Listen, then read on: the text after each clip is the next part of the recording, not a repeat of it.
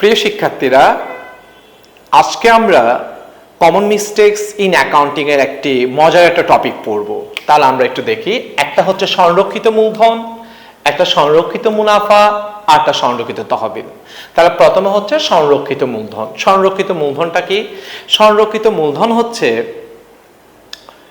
অতলবকৃত মূলধনের যে অংশটুকু বিলোপ সাধনের সময় তলব করা হয় কোম্পানির, বিলোপ সাধনের আগে তলব করা হয় না, সে মূলধনের পোর্শনকে আমরা বলবো সংরক্ষিত মূলধন।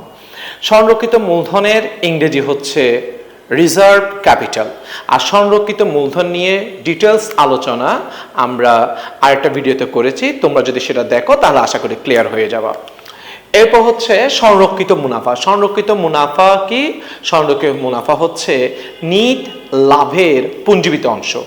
দ্যাট মিনস একটা কোম্পানির প্রতি বছর যে নিট লাভটা হয়, সেই নিট লাভের একটি পোর্শন জমা করে করে রাখা হয়, যেটাকে আমরা বলি সংরক্ষিত মুনাফা। সাধারণত এটা লভ্যাংশ দেওয়ার জন্য, সঞ্চিত হবে টাকা স্থানান্তরের জন্য এই মুনাফাটা রাখা হয়। তাহলে সংরক্ষিত মুনাফা কি? কোম্পানির নিট লাভের পুঞ্জীবিত অংশ।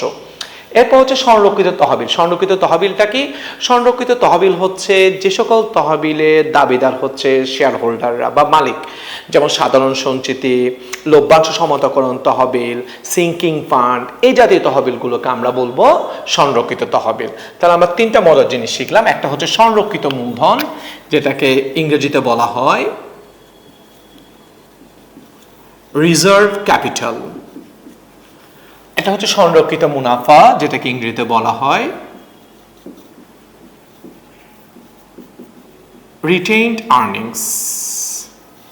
আর এটা সংরক্ষিত তহবিল, যেটাকে ইংরেজিতে বলা হয় রিজার্ভ ফান্ড।